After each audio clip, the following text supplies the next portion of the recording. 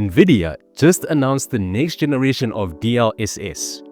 And for the first time, it's not really about performance. It's not about higher frame rates. It's not about better optimization. Instead, it's about AI-generated lighting. And I'm going to be honest with you, but what in the hell were they thinking? Hey everyone, and welcome back to Controller Culture.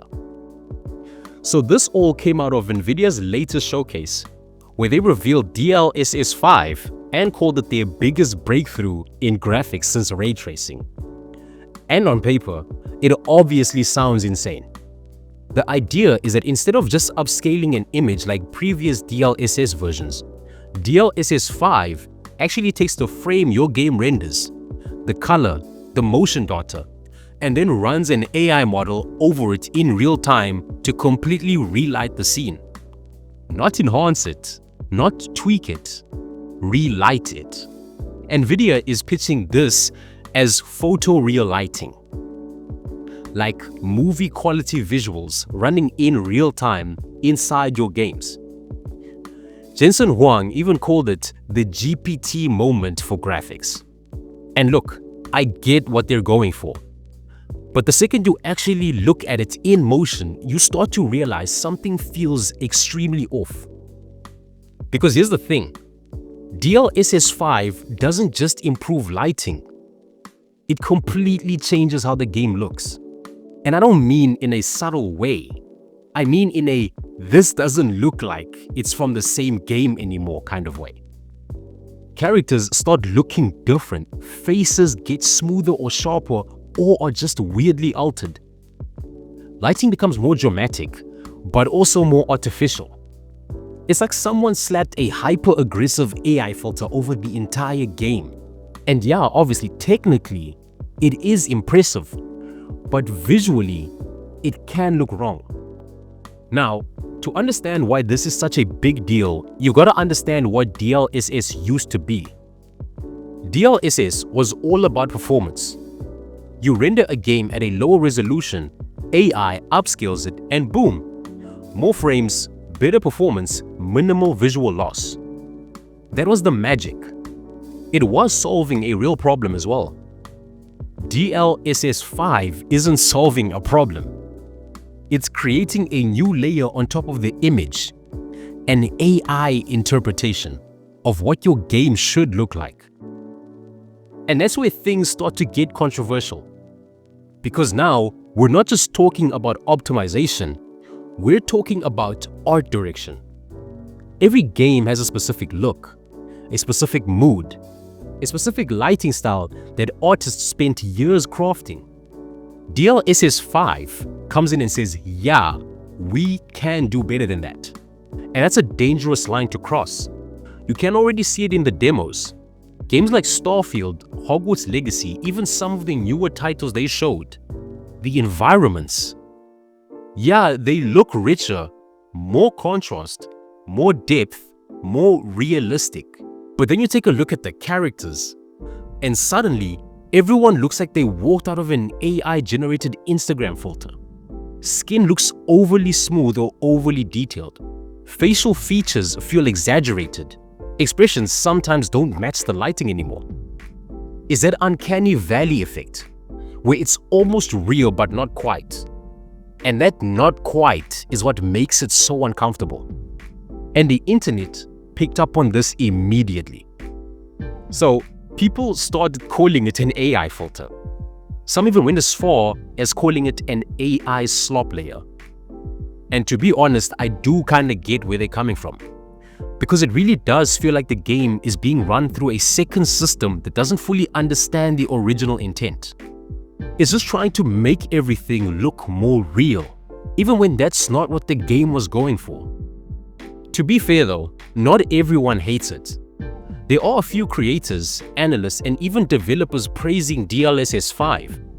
Some are calling it transformational, saying it's the next big leap after ray tracing. And yeah, in certain scenarios, it looks incredible. Lighting on environments can look way more natural, materials react more realistically, scenes can have this cinematic quality that wasn't there before. If you're going for pure realism, DLSS 5 might actually be amazing. But there is obviously a problem. Not every game is trying to be realistic. And that's where DLSS 5 starts to fall apart. Because when you apply the same photoreal lighting model to everything, you start to lose variety. Stylized games, they will end up suffering. Artistic direction, it obviously gets diluted. Everything starts drifting toward the same kind of hyperreal, over-processed look, and that's not evolution. And this is where I really start questioning NVIDIA's direction, because it feels like they're chasing this idea that more realism is always better, but gaming has never been about realism. Some of the best-looking games ever made aren't realistic at all. They're stylized, they're intentional, they have a clear artistic identity. DLSS 5 risks flattening that identity into something more generic. And then there's the hardware side of this. Because this thing is extremely heavy, like really extremely heavy.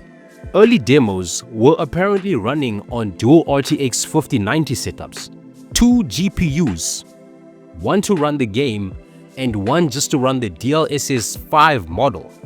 Now, NVIDIA says the final version will run on a single GPU, but let's be real, this isn't going to be light. These new cards already come with massive amounts of VRAM, and now it makes sense why. This isn't just rendering anymore, this is AI processing layered on top of rendering, and that's expensive. So now, you've got a feature that doesn't improve performance, requires high-end hardware, and changes how your game looks. That is honestly a tough sell, but to NVIDIA's credit, they are making it optional. Developers can tweak it, players can turn it off, and that's important. Because I think for a lot of people, this is going to be something they try once and then immediately disable. And honestly, I don't blame them, because this whole situation raises a bigger question. At what point does graphical enhancement stop being enhancement and start becoming replacement? DLSS used to preserve the original image. DLSS 5, on the other hand, is just reinterpreting it. And that's a completely different philosophy.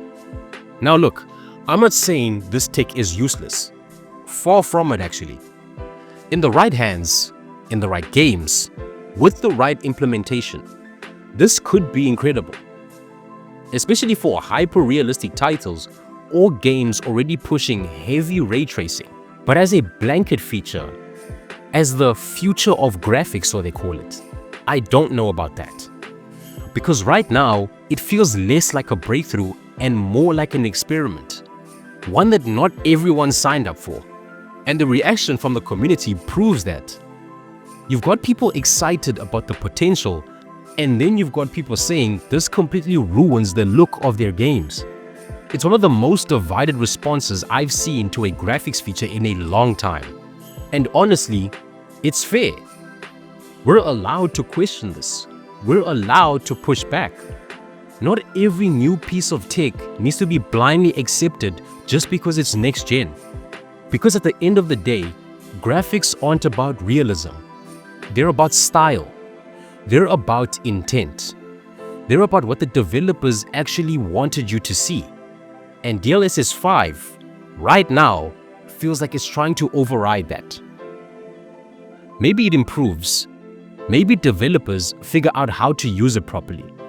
Maybe NVIDIA tunes it so it respects art direction more.